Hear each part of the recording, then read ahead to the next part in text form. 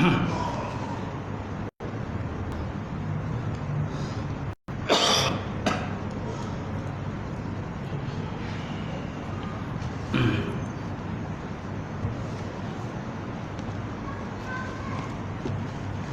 mulakan kuliah malam ni dengan sama-sama membaca umul kitab ila hadratin Nabi Muhammadin Mustafa Rasulullah sallallahu alaihi wasallam wa ala al-ikram ashabil izam syahullah al-Fatihah. A'udzu billahi minasyaitonir rajim. Bismillahirrahmanirrahim. Alhamdulillahi rabbil alamin arrahmanir rahim maliki yaumiddin iyyaka na'budu wa iyyaka nasta'in ihdinas siratal mustaqim siratal ladzina an'amta 'alaihim ghairil maghdubi 'alaihim waladdallin. Amin. Assalamualaikum warahmatullahi wabarakatuh. Alhamdulillah wahdah sadaqa wa'adah wa sara 'abdah wa 'azza jundahu wa hazamal ahzaba wahdah. Asyhadu an la ilaha illallah wahdahu la syarikalah wa asyhadu anna Muhammadan 'abduhu wa rasuluh.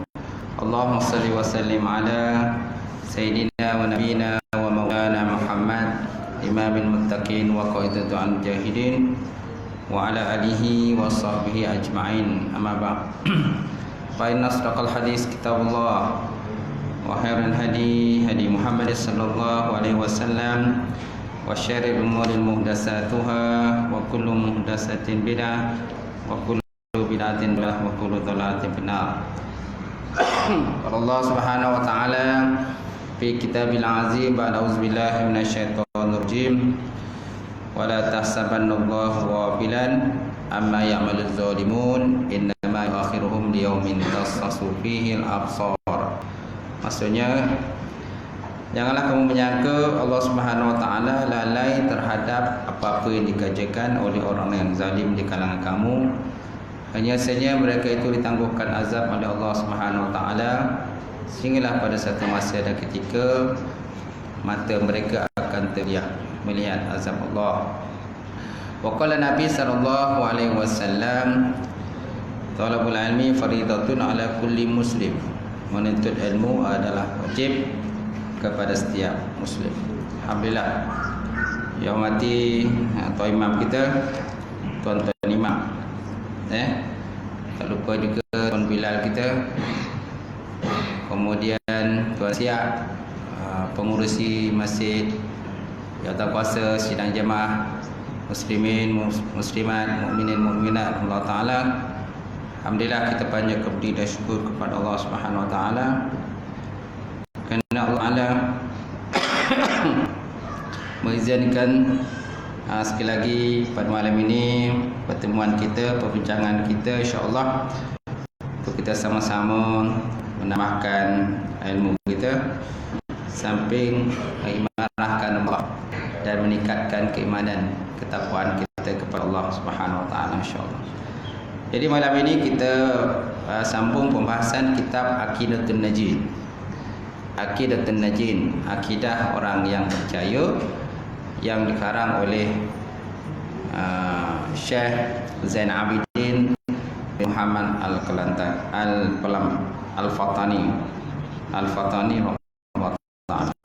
Baik, kita dah berada di muka surat 24. Betul tak? Jawi 24. Yang Rumi itu Rumi 24.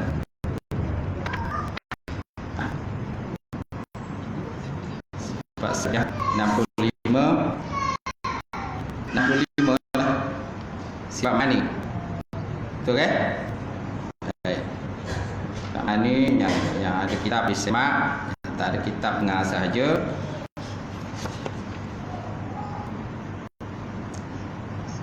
Baik.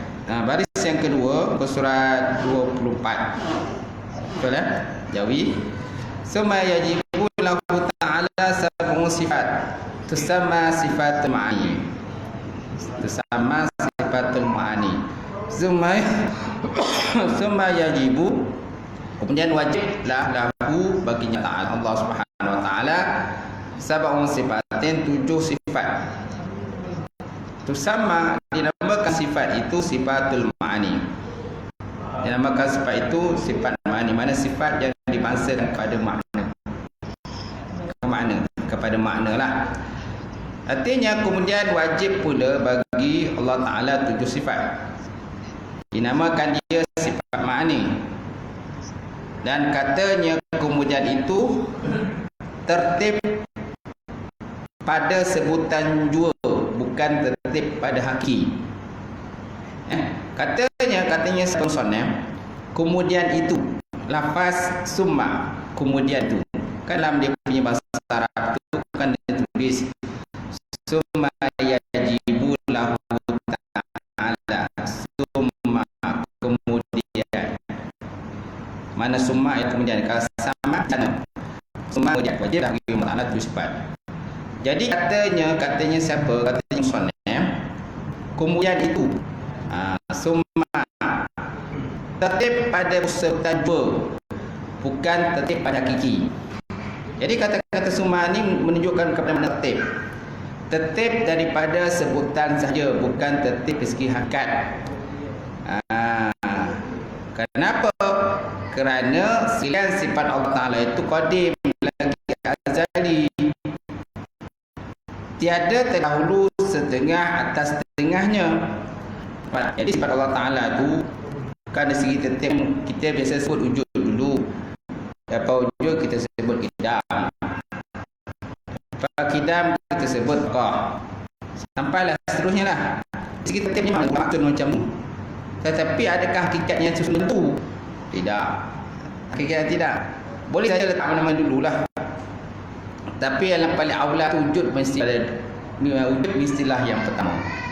Kerana kalau tak ada wujud, tak ada yang lain. Kalau tak ada wujud, tak ada sifat-sifat idam, qah dan sebagainya, sifat hafiz.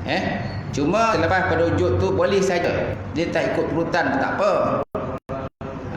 Boleh letak depan, boleh letak belakang. Tertib tu hanya di segi sebutan saja. Kata musannaf, katanya kemudian itu tertib pada sebutan jua, bukan tertib pada hakiki. Dan seliang sifat qadim lagi azali, sedia lagi azali, tiada terdahulu setengah atas setengahnya. Artinya sudah selesai daripada menghabarkan sifat nafsiyah dan salbiyah, maka hendak menghabarkan pula sifat ma'ani oleh musannaf. Jadi musannaf sekarang nak masuk, nak cerita tentang sifat ma'ani. Cuma tadi cerita tentang tertib. Tertib ada 2, tertib zikri dan tertib hakiki. Tertib segi sebutan dan tertib segi hakikat. Jadi kalau hakikatnya boleh mana-mana dululah.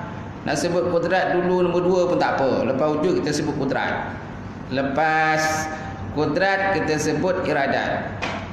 Habis bakok bila kita letak kat belakang urutannya. Boleh, tak ada masalah. Kata musannaf. Kenapa? Kerana tiada terdahulu setengah atas setengahnya, kata musannaf.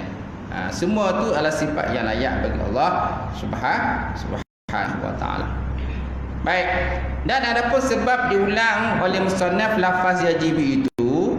Yajibu itu serta sudah terdahulu sebutnya pada katanya famimma yajibu hingga akhirnya kerana sudah bercerai daripada sifat terdahulu itu dengannya fahadhi situ sifat.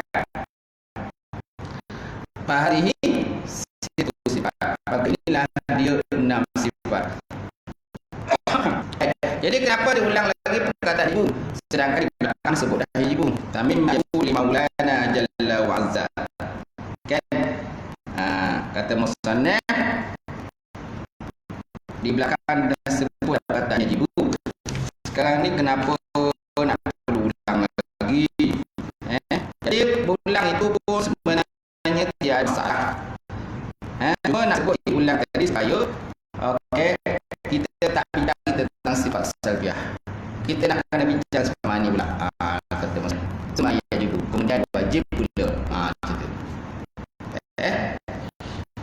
Dan lagi kerana hendak mensorehkan bagi menolak atas golongan Mu'tazilah yang nafi oleh mereka itu akan wajib sifat ma'ani bagi Allah Subhanahu wa taala. Jadi kenapa ada perkataan yajibu dan wajib? Mimma yajibu summa yajibu, kan sebab itu ya summa yajibu dan wajib. Kenapa ada perkataannya wajib? Kerana nak menafikan atau menolak golongan Mu'tazilah lah yang mendakwa sifat ma'ani tak wajib bagi Allah Subhanahu wa taala. Jadi kemungkinan mereka bahawa mereka berpendapat bahawa sifat ma'ani ini mungkin harus saja harus Allah pada Mu'tazilah. Tapi kita harus wal jamaah. Sebab kita harus sunnah wal jamaah, kita mendapatkan wajib Allah sifat ma'ani tidak gitu. Dan nak kena dengan baik, kemudian kata musannaf mengarang lagi untuk sifat ini daripada sisi Asy'ariyah. Sifat ini sifat atau sifat ma'ani itu qudrat, iradah, ilmu, hayat, sama, rasalah. Jadi itu sifat ini adalah pada sisi pendapat Imam Asy'ari. Pada sisi Imam Maturidi pula lain pula pendapat dia. Kalau Maturidi ada tambah satu sifat takwin namanya, sifat takwin. Adapun sisi Maturidi, maka sifat ma'ani itu adalah 8 sifat. Pada bahasanya mereka nampak oleh mereka itu atas bilangan yang lain akan itulah sifat takwin. Itulah sifat takwin. Pada pandangan Maturidi, dua-dua ni puluhan sunnah. Kerana yang asal sunnah ni dua adalah Asy'ari dan Maturidi, dua ulama besar ni. Jadi sebenarnya dua pun ada juga khilaf dalam mereka. Dua pada khilaf. Walaupun dua kali sunnah, ada dua lagi kalau berkali sunnah. Mu'tazilah kalau jawab kan, Syiah berdasarkannya masing-masing boleh banyak khilaf dengan sunnah. Jadi jadi ada sifat Maturidiyah. Maturidiyah yang menyokong ulama Maturidiyah, maka sifat ma'ani itu terdapat sifat kerana bahasanya mereka itu menambah oleh mereka itu atas bilangan yang lagi akan datang, iaitu sifat takwin. Maka ia sifat takwin di sisi mereka itu ulama Maturidiyah ialah satu sifat yang qadim, yang sedia, yang berdiri dengan zat Allah Subhanahu wa taala.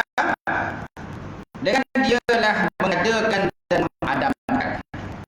Dengan dialah sifat takwin tadi mengadakan sesuatu ataupun mengadamkan, mentiadakan sesuatu. Ada menjadikan, dan sama ada mengadakan, mewujudkan sesuatu ataupun menafikan wujud sesuatu. Itu diisi kepada sifat takwin. Sifat takwin. Jadi soalannya tentang sifat takwin ini dia serupa macam sifat qudrat. Kan sifat qudrat pun segi definisinya berkembang macam tu lah. Tetapi sifat qudrat dia ada penampakan lagi. Sifat qudrat dia kata satu sifat Allah Taala mengadakan sesuatu dengan muafakat iradat. Dia tambah lagi dengan muafakat iradat. Takwin dia tak ada tambah dengan muafakat iradat. Ya, dia hanya mengadakan sesuatu ataupun mentiadakan sesuatu sahaja. Boleh faham? Boleh jadi sifat qudrat berbeza sikit definisinya dengan sifat takwin. Baik. Dan itu yang dikenaki di sisi mereka itu daripada segala sifat af'al. Kerana mereka itu perkara mereka itu jika takluk sifat takwin itu dengan menjadikan dinamakan sebagai khalqan. Jadi kalau ada sifat takwin itu dalam mengadakan sesuatu kita namakan sebagai khalqan. Dan jika takluk ia dengan memberi rezeki, dinamakan dia sebagai rizqan. Dan jikalau ta'aluk dia dengan menghidupkan, dinamakan sebagai hayat. Ihya, menghidupkan. Kan? Ini prinsip lah pada pandangan golongan Asy'ariyah Maturidiyah. Golongan Maturidiyah, mana ulama-ulama yang menyokong pendapat daripada golongan daripada Imam Maturidi. Berbeza dengan Imam Asy'ari. Kalau Imam Asy'ari sifat takwim tak ada sifat takwim. Hanya sampai kalam sajalah untuk sifat mani. Sedangkan Maturidi tambah lagi, lepas kalam ada takwim. Dia kata. Baik, kemudian dan seperti demikianlah kau kiaslah yang lain, kata ulama. Kata musannif, dia kata kita kiaslah. Dan atas kaul ini maka adalah segala sifat perbuatan itu fa'il itu qadim. Dan atas kaul ini, kaul siapa? Maturidiyah ini, maka adalah segala sifat perbuatan itu sifat qadim. Atas nama kata sifat perbuatan Allah, dia kata qadim. Dan yang rajahnya mazhab Asy'ari daripada ketiadaan bertambah demikian sifat mani itu daripada 7. Yang rajahnya mana? Maturidi ataupun Asy'ari. Kita nak pakai pendapat mana? Nak pakai Asy'ari ke atau Maturidi? Yang rajahnya adalah mazhab Asy'ari. Kan daripada ketiadaan bertambah demikian sifat mani itu daripada 7. So mana kita pilih Asy'ari lah. Kan? Dan itu pun popular di kalangan kita Ahlussunnah. Memang 7 je sifat mani. Tak ada 8 pun. Tapi kalau kita berpegang dengan 8 boleh, tak ada masalah. Tak ada masalah pun. Tidak membatalkan akidah pun. Kalau kita kata sifat mani itu ada 8. Cuma dia diasaskan, dipelopori oleh Maturidi, bukan Asy'ari. Kemudian tuan, dan daripada keadaan murad atau maksud daripada sifat afal itu segala ta'alluq kudrat sebagai ta'alluq tanjizi. Daripada keadaan murad atau maksud daripada sifat afal itu segala ta'alluq kudrat itu dinamakan sebagai ta'alluq tanjizi. Ta'alluq tembus ataupun lepaslah, tanjizi. Dia tanjizi qadim tadi hadis pakai hati tembus. Dan demikianlah ta'alluq itu baharu. Dan demikianlah ta'alluq itu baharu. Dan atas kaul syari ini maka sebenarnya sifat afal itu adalah baharu.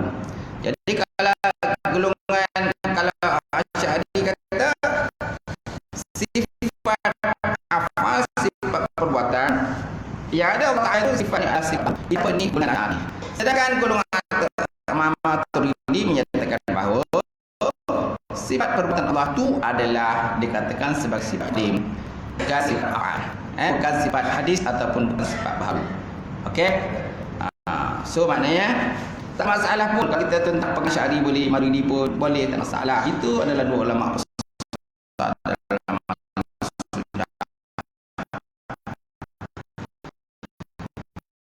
sunnah wal jamaah. Cuma mereka ada berbeza pendapat di dalam suatu mereka berbeza. Kan? Kita juga dengan contohnya sifat manawiyah. Kalau Maturidiyah kata sifat manawiyah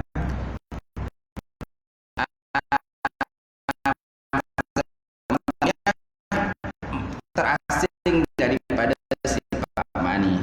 Sedangkan Asy'ari kata sifat malzum. Yang sekaligus maknanya bila sebut sifat zat kat situ dah ada sifat mani.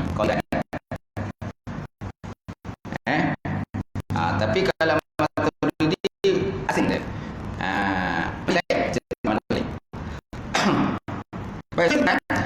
Maka jika kata orang pada mazhab Maturidiyah,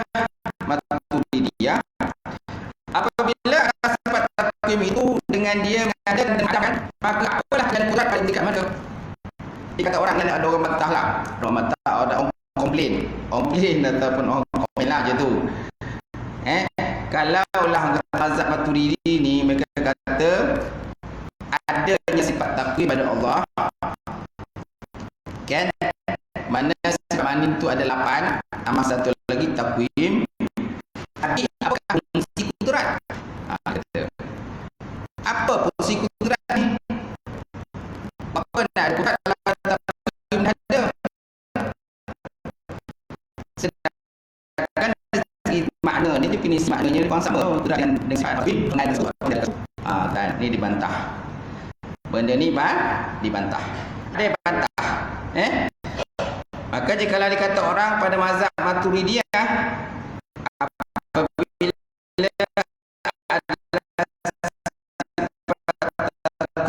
itu dengan dia mengadakan dan mengadamkan, maka apa yang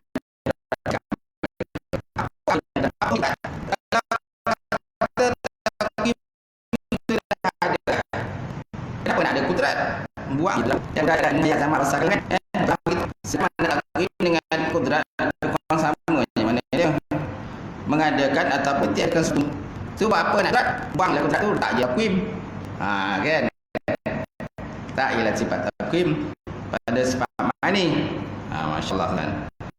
Ini jadi perbahasan kalangan ulama.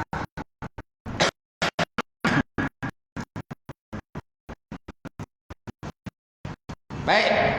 Dijawab, nak jawab. Tadi kan dengan bahawa sesungguhnya pekerjaan itu adalah nahiyah akan mungkin. Nahiyah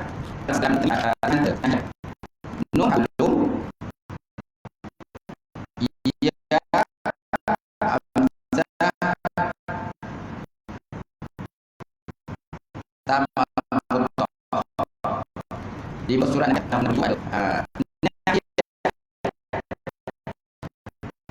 nun halu ya hamzah marbutah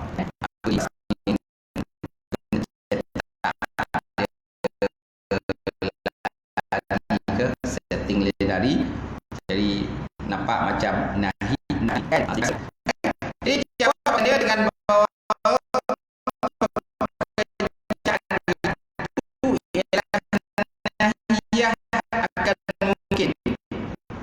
artinya mesediakan mungkin bagi dia dengan nama dia itu menerima ia bagi dia itu.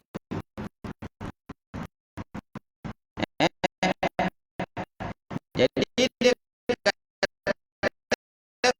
kudrat ni dia kata kita tak boleh buang. Buang ni kan mensediakan mungkin, mensediakan alam. Kita mungkin lah. Kita ni masuk benda mungkin. Alam.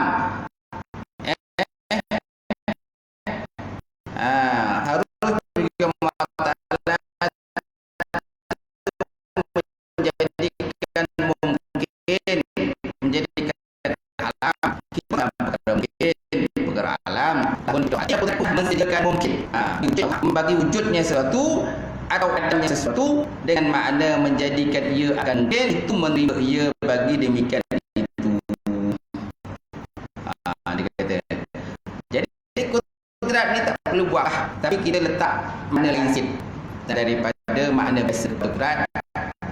Kan kita terjemahkan dengan kudrat itu mensediakan mungkin. Faham mensediakan bagi wujudnya mungkin atau adamnya mungkin. Bagi wujud sesuatu ada tiada sesuatu dan makna menjadi ia akan mungkin itu menerima ia bagi diri itu. Dan dibahas jawab ini dengan bahawasanya mungkin itu menerima ia bagi diri itu pada saatnya. Maka tiada berhajat kepada mensediakan kudrat itu baginya. Boleh lagi tak mati. Tak puas hati lagi kan. Jadi mengatur diri kata kan kudrat itu mensediakan din. Tapi pas dijawab oleh golongan Asy'ariyah tak tahu dah sebagainya tersebut ini. Dia kata dan dibahas pada jawab ini dengan bahasa pada zat Allah, maka tidak hajat pada oleh kudrat. Itu baginya. Jadi mana kudrat ni tak perlulah kudrat ni.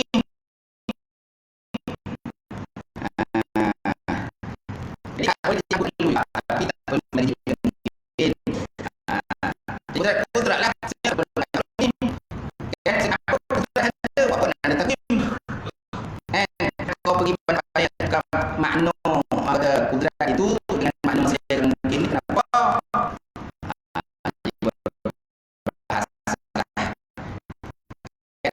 Bergaduhlah bahasa dan Maturidi dan juga Asy'ari. Baik, dan jawab akhirnya dengan murad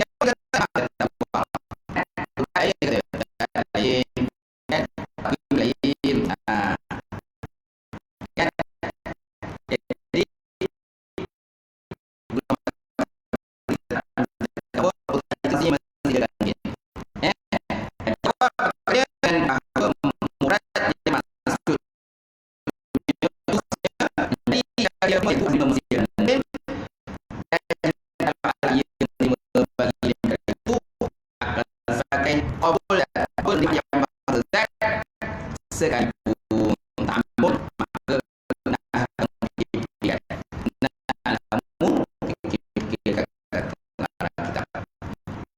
nah kita sebenarnya kesimpulannya tapi tak apa. Tapi bagi Asy'ari takwim si takwim tak boleh. Buat pun takwim. Kemudian segi kata istilah takwim itu istilah itu definisinya adalah berbeza pada pandangan Maturidi dan juga pandangan Asy'ari. Sedangkan Asy'ari berpandangan kudrat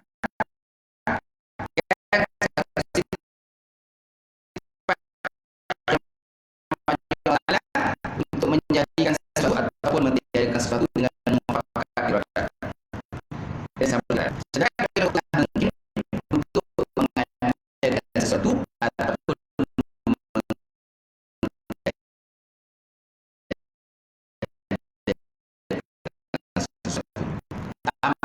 tanpa perkataan mufakat iradat.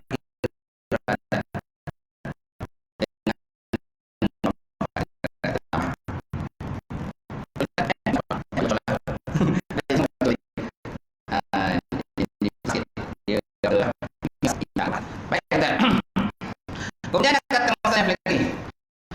Ya kudrat muta'alliqani bi jami'il mumkinat. Wahya dan ianya sifat mayyah muta'alliqani bi jami'il mumkinat. Yang takluk keduanya dengan segala benda yang mungkin. Yang takluk keduanya mungkin. Kita lah benda mungkin. Dan diri kita sendiri adalah termasuk dalam benda mungkin. Jadi kudrat Allah Ta'ala itu ta'aluk dia dengan segala benda mungkin. Apa makna ta'aluk? Saya dah ulang kali banyak kali dah. Ta'aluk itu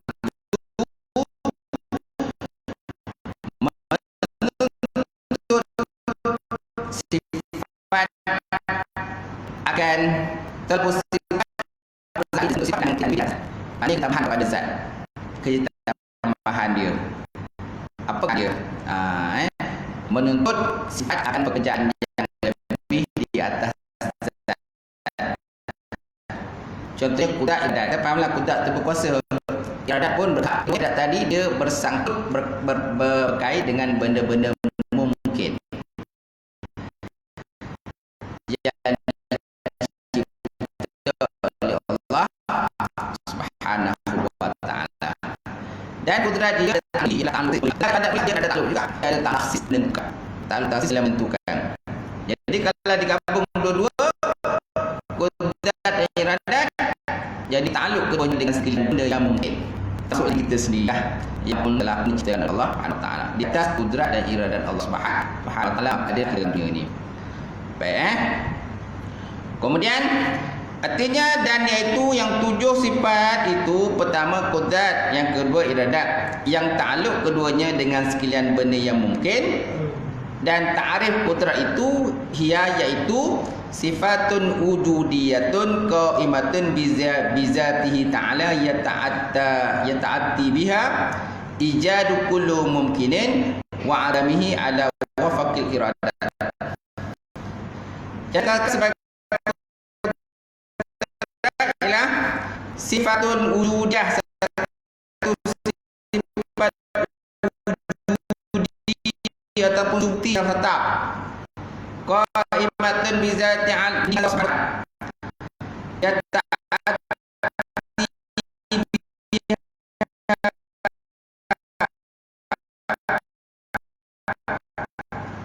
yang dapat dengan dia ijad mungkin ada iradah dengan dia ditambahkan muafakat iradah. Berbeza dengan takwim tadi. Takwim tadi tak ada penambahan iradat.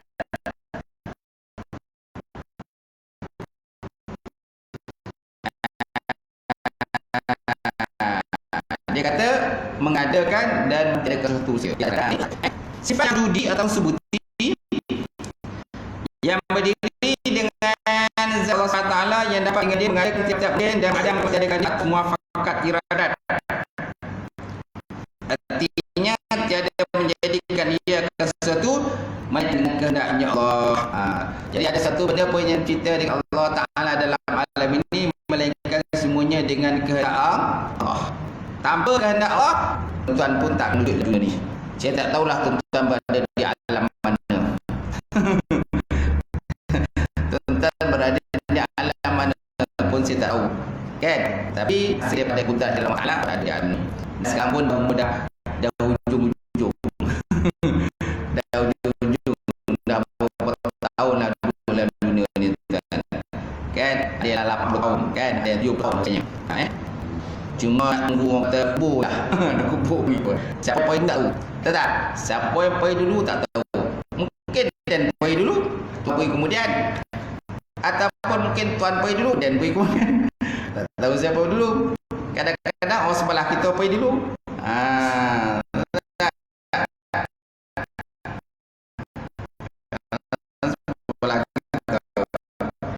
Kadang rumah kita poin dulu.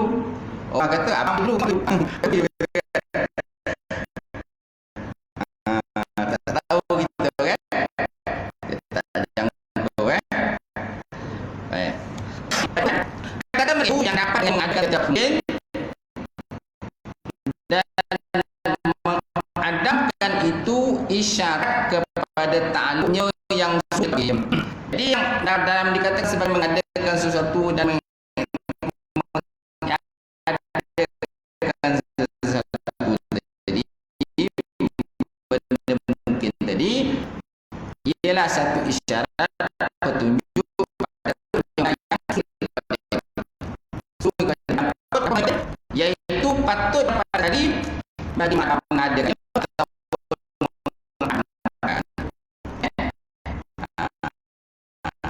patutnya pada azali pada mengadakan dan mengadakan sudah dia kemudian dia ada rekaman pada kat bekas ada berapa tak ada 8 talu 7 talu yang sini dalam muka surat orang kata sini dia akan ada 2 talu saja, 2 talu. Tapi muka surat 25 nanti dia ada pecah lagi. Daripada 2 tu dia akan pecah lagi kepada 7 atau 8 talu. Baik, kan? Dan itu patutnya tadi pada mengadakan bukan isyarat kepada ta'alluqnya yang tanjizih. Apa makna tanjizih hadis? Iaitu mengadakan dan mengadamkan dengan fi'il ataupun perbuatan ini yang menaikkan bagi jadinya dan adanya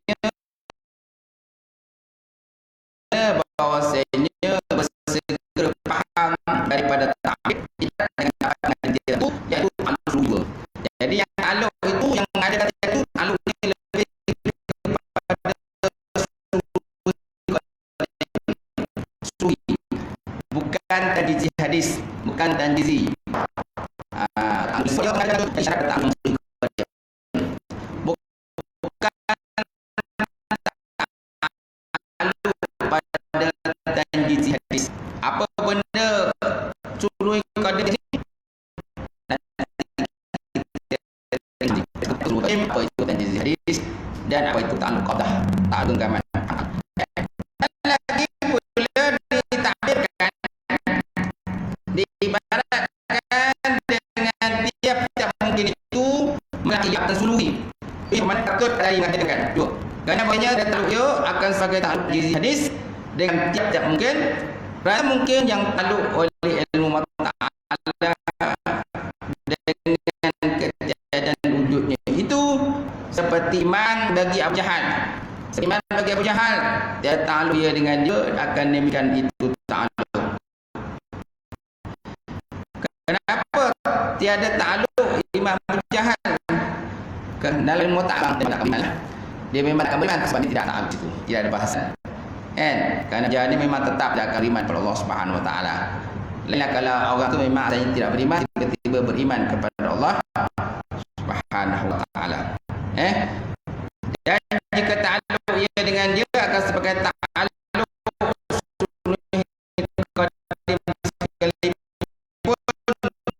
pun tak ada. Bagi iman Abu Jahal ni memang tidak ada ta'aluk juga, ta'aluk tanjizi hadis juga memang tidak ada kepada Imam Abu Jahal. Kepada yang selain daripada itu ada ta'aluk. Contohnya Abdullah bin Salam. Abdullah bin Salam ni dia Yahudi. Dia pula kitab. Dia asalnya Yahudi. Masuk Islam. Dia kata lihat ta'aluk jadi kepada Abdullah bin Salam. Tapi kalau Abu Jahal Abu Jahal memang tak ada. Memang dia memang totoh tak beriman pada Allah Subhanahu Wa Taala. Baik. Dan dengan inilah dibuatkan antara khilaf pada keadaan makdur dan makdur. Makdur yang dikuasakan ataupun tidak dikuasakan, maka ditanggungkan yang pertama itu, yakni makdur itu atas ta'aluk sulhul qadim, dan yang kedua itu yakni tiada makdur ditanggungkan di atas ta'aluk tanjizi hadis. Sulhul qadim dan juga tanjizi hadis. Apa makna sulhul qadim? Dah disebut ke atas. Patutnya pada tadi Allah Ta'ala itu mengayakan ataupun nak mentiadakan suatu benda. Dikatakan sulhul qadim. Kalau Allah Ta'ala dah jadikan suatu benda, itu masuk tanjizi hadis. Dah masuk tanjizi hadis. Sebelum dijadikan sesuatu, mana benda itu berada dalam kata genggaman Allah Subhanahu Wa Ta'ala, berada dalam sulhul qadim ataupun genggaman Allah. Bila Allah Ta'ala nak menjadikan sesuatu, kemudian jadi Allah Ta'ala menjadikan sesuatu itu, maka dah jadilah dikatakan ta'aluk tanjizi hadis. Tanjizi hadis. Belum menjadikan dia, belum dijadikan, contohnya Allah Ta'ala nak jadikan Zaid ataupun Ali. Sebelum Allah Ta'ala berada dalam genggaman Allah SWT atau berada dalam sulhul qadim. Sulhul qadim patutnya jadi bagi Allah mengadakan ataupun mentiadakan.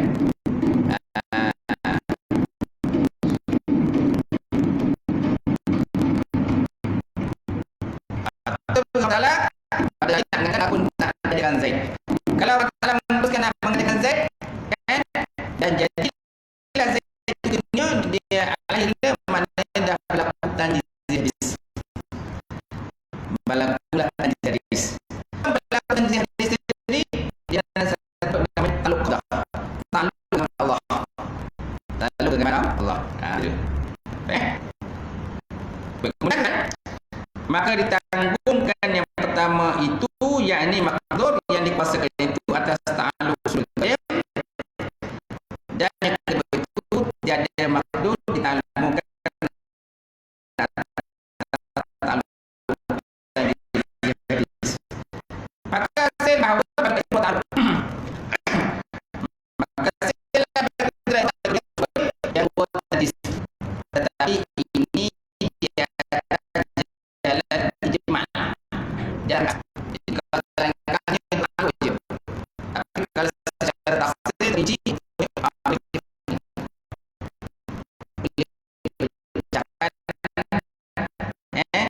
kepada 28 perkara. Kalau kita tak pecahkan kan, dan Allah SWT mengatakan dan seluruh qadim ataupun tadi hadis. Okay. Kalau kita ditekan, dia boleh pecahkan. Okey. Tengok itu. Dan jalan tafsir memperinci. Maka bila punya tujuh yang pertama ta'alluq qayyim, iaitu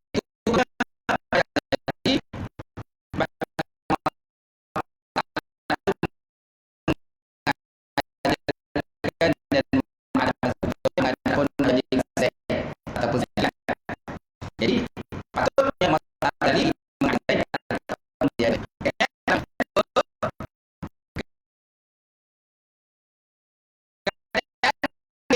itu pada barang yang lagi akan datang dahulu daripada wujudnya di dalam agamanya Allah dengan mengatakan di atas adabnya, dan kalau mengatakan di atas mengadakannya dia, dan iaitu tengah daripada bahagi ta'alluq qabdah ni lah.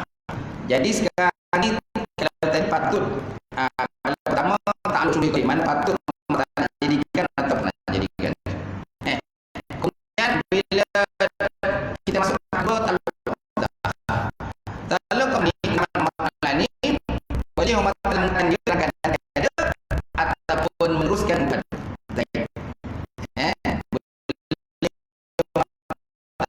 Mengekatkan dia dalam suasana sendiri, ya, ataupun tembuskan mewujudkan zat dalam dunia. Itu namanya yang ketiga, dia ada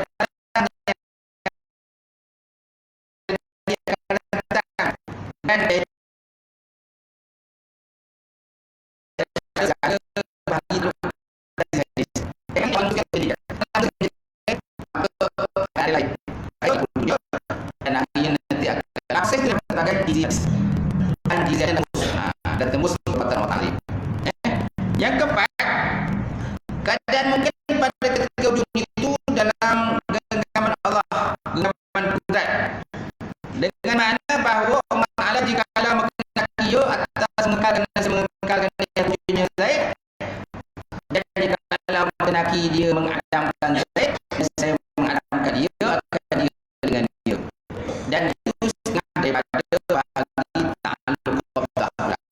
Maksud qabdah ini sekarang ni kemudian saya kata bila saya dah wujud punya Allah Ta'ala kan dia akan ada ini pada dalam sama ada akan dari dunia ataupun akan.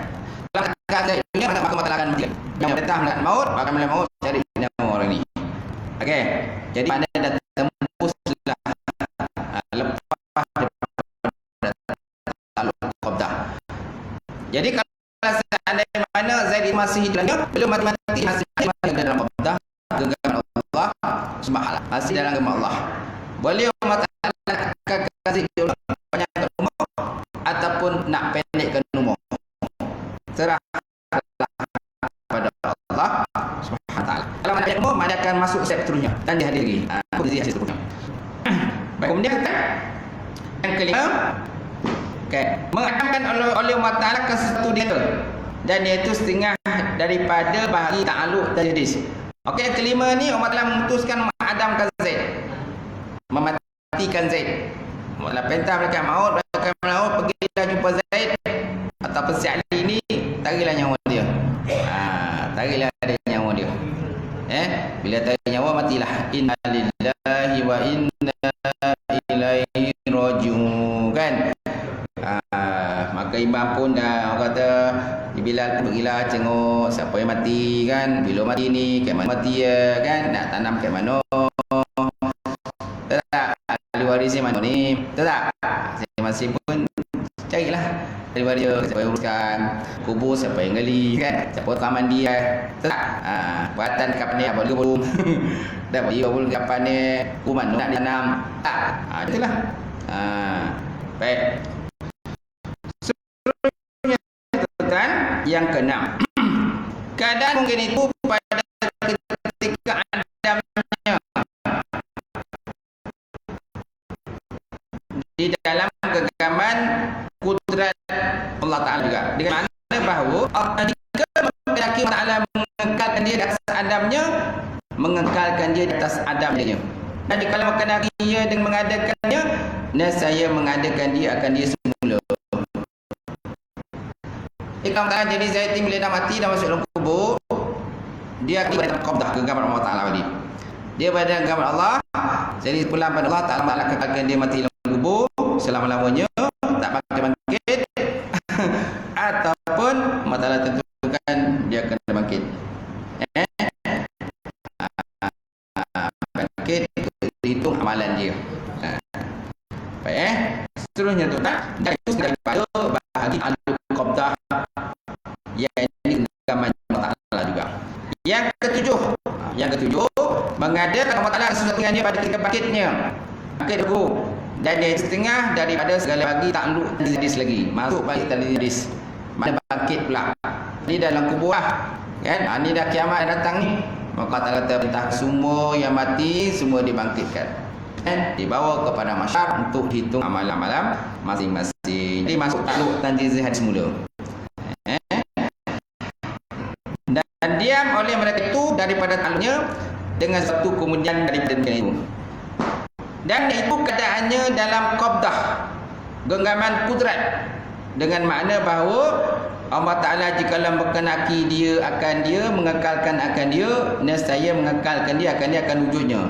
Dan jikalau berkenaki dia, mengadamkan dia, nescaya mengadamkan dia akan dia dengan dia, dengan putus tilik pada dalil syarak yang datang daripada mengekalkan dia. Jadi maknanya kalau selepas tu dah bangkit, esok terpulang pula pada Allah Ta'ala. Kalau Allah Ta'ala nak kekalkan, dia akan kekalkan. Masuklah syurga lah, kan? Kita minta semua masuk syurga, kan? Masuklah syurga, kekallah kita dalamnya selama-lamanya. Kalau Allah Ta'ala kata aku tak nak kekalkan dia, Allah Ta'ala boleh juga tidak mengekalkan. Allah Ta'ala boleh mematikan kalau Allah Ta'ala nak lah. Itulah Allah Ta'ala. Maka bila himpunkan takluk ini kepada 7 yang itu, saya jumlahnya 8 takluk. Jadi jumlahnya 8. Kalau situ 7, jadi kalau masuk yang di belakang 2 tadi jadi dia 8. Bukan 9, 8. Jadi 2 yang pertama tadi dikira 1. 2 yang pertama yang kita bincang proses sebelah tadi dikira 1. Okey, yang ini ada 7. Jadi maknanya ada 8 takluk. Itu kena fahamlah. Itu dia katakan sebagai takluk kudrat. Ada sebuah kitab tuan-tuan, bila mengaji bab benda-benda ni kadang dia tak cerita pun. Tak semua kitab cerita tentang al-takluk ni. Apalagi kalau kitab yang hanya mengajar tentang kata rukun iman, rukun Islam. Bila cerita tentang rukun iman, percaya pada Allah, percaya Rasul, pada kiamat, kan tak cerita pun tentang kudrat, iradat, takluk tak cerita pun. Takluk ni kita jumpa dalam kitab-kitab lama, kitab-kitab ros. Dalam klasik ni jumpalah benda-benda berkenaan dengan takluk, ataupun kitab baru tetapi dicedok daripada kitab-kitab klasik, kitab-kitab lama yang oleh ulama-ulama. Okey, habis tuan-tuan, insya-Allah akan datang kita masuk pula dan katanya iradah wal iradah dan benda. Wallahu a'lam bissawab.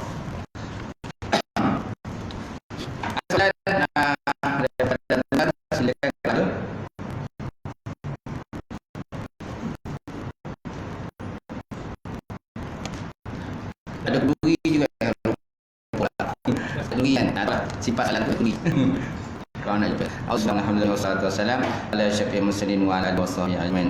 Allah ta'ala ya wa qina as-sadiqa ma la taqabbal halan wa ratan sana. Wasiyana fataya al. La ilaha illa anta nuri ma fataka wa ta'ala ta'arifin. Allahumma fakina bidin Allahumma fakina bidin. Allahumma ja'al hadza jam'al marma wa tafarraqna min ba'di tafarraqal ma'suma. Rabbana bainana wa bainaka minal haqq. Fatihin. Rabbana atina fid dunya hasanah wa fil akhirati hasanah wa qina azabannar. Subhana rabbika rabbil izzati amma yasifun. Wassalamualaikum warahmatullahi wabarakatuh. Qabarallahu minkum.